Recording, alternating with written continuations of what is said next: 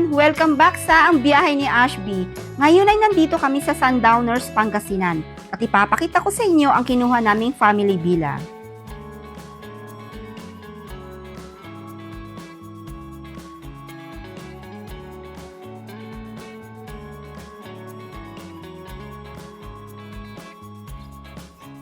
Ang villa na ito ay may 3 bedrooms at lahat ay may sariling comfort room.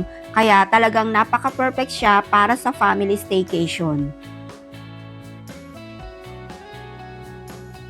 Unahin natin yung big room dito sa may lower ground.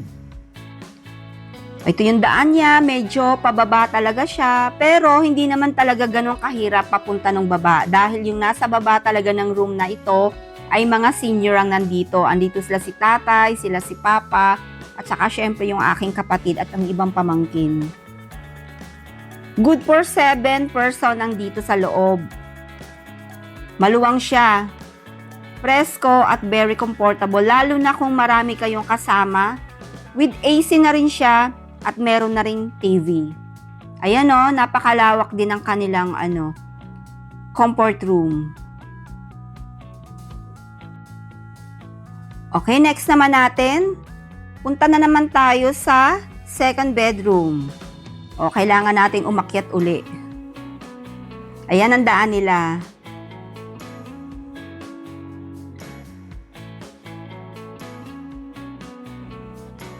Ayan ang aking pamangkin, si Sheena. Ayan, next nating pupuntahan ang ating second na room.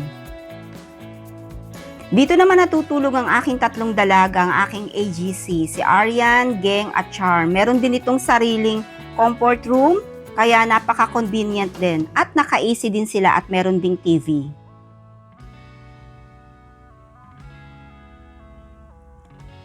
Okay, ito naman ang living room. Napakalawak din ang living room. Perfect para sa family bonding at syempre kwentuhan.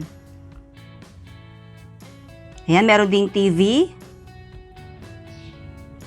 At isusunod na naman natin ang cooking area. Complete lahat ng gamit sa pagluluto. Lutong bahay feels talaga kahit nasa bakasyon. At akyat naman tayo papuntang master bedroom.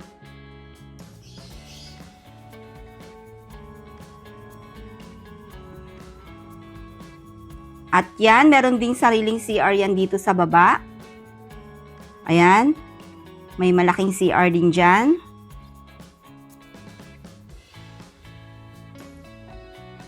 Ayan, malapit na tayo sa master bedroom. Ayan, sa wakas, andito na tayo sa ating master bedroom. Ayan, ikot natin. Ayan ang bed nila. Napakalambot ng bed nila, mga kabiyahe. At ayan, meron ding TV. Kompleto lahat.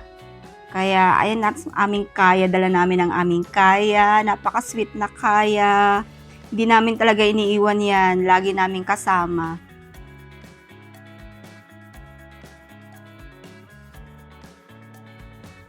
O, tingnan natin uli yung ating comfort room. Kung gaano kalaki. Diba, napaka-spacious, guys.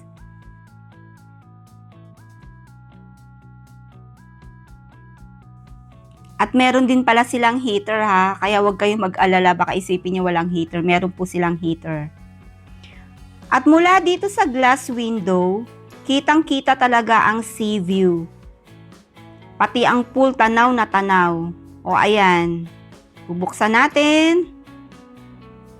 Kita nyo na, naliligo yung aking 3 dalaga.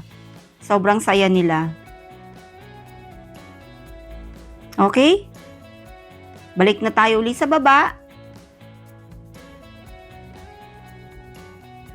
At ipapakita ko sa inyo ang malawak na veranda at ang pool area. Siyempre, bababa ulit tayo.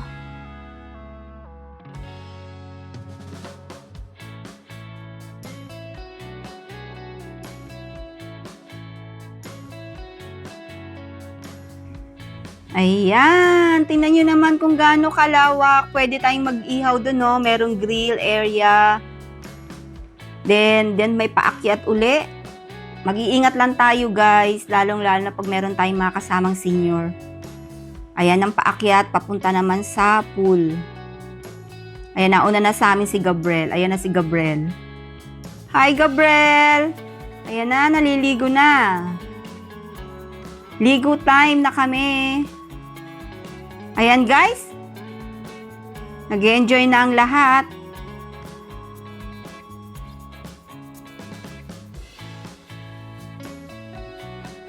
Nga pala guys, bago ko makalimutan, ang kinuha naming family villa ay may kasama ng pool. Kaya pwede kaming dito na lang magbabad maligo sa loob ng aming villa at pwede rin doon kung gusto niyo talaga ng maraming pool, meron pa po doon sa may labas. Pwede po kayong maligo doon at meron din hanggang doon sa may baba. Kasi may pababa po, ayan. At pwede pong maligo doon.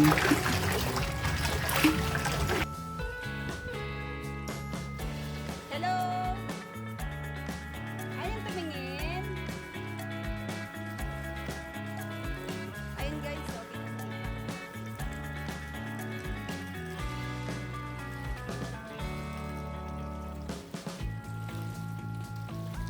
Ayun siya. At meron din naka-live. Ang napakaganda naming tita.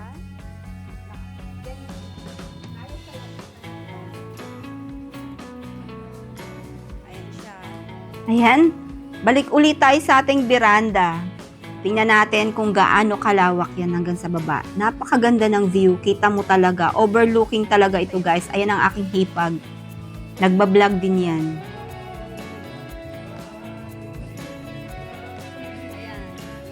Okay, nag-e-enjoy na ang lahat. Kantahan na sila Daddy. Ayan si Papa. Sabi ni Daddy. Kanta pa more. Nag-e-enjoy ng lahat. Ayan, meron din ditong upuan kung saan pwede kayong magstay, magkwentuhan.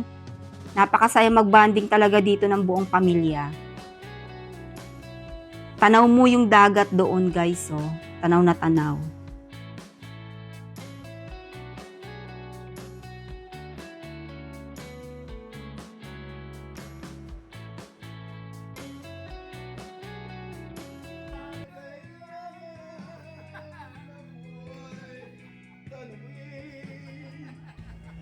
Nag-e-enjoy na si tatay sa pagkanta. At ayan, kinikilig na si Ate Esther. Naku, kilig na kilig talaga siya. Ayan, ganun talaga sila ka-sweet.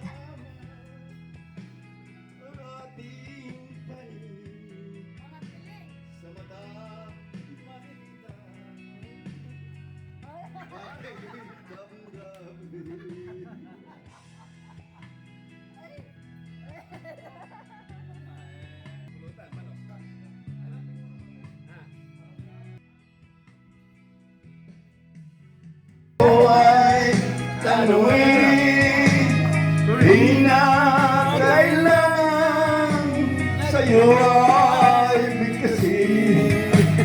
Tuwing magtatama ang ating panin, sa mata makikita nating damdamin.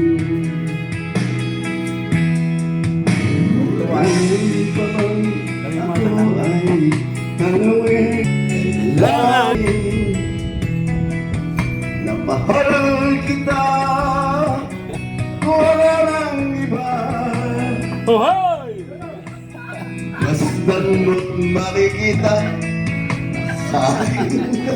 Kinikilig si Ate Esther. Ang kinikilig. Parang totoo. Kinikilig, oh. Kinikilig. Mag-iingat ka na.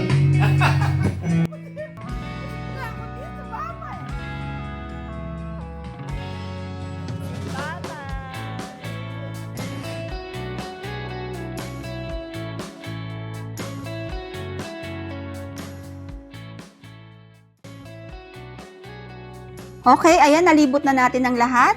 Feedback sa Sundowners Pangasinan, so far maganda ang lugar, malinis at mababait ang staff. Malinis din ang pool at talagang perfect para sa family bonding. Lalo na sa nakuha naming villa na meron sariling pool, talagang dun lang talaga kami nag-enjoy sa loob at hindi na kami kailangan pang lumabas. Ang biyahe ni Ashby ay isang pamilya na ang purpose ay mag-share ng salita ng Diyos. At pinapakita namin ni Daddy sa aming mga anak kung gaano namin kamahal ang aming mga magulang. Ibuhos natin ang pagmamahal sa ating mga magulang dahil hindi habang panahon na kasama natin sila. Sana ay nagustuhan ninyo ang aming family vlog. Naway pagpalain kayo ni Lord. At sa mga gustong magpa-prayer request, comment lang po kayo at isasama namin kayo sa aming mga dasal. Huwag po kayong magsawas na samahan ng biyahe ni Ashby sa bawat paglalakbay. God bless everyone!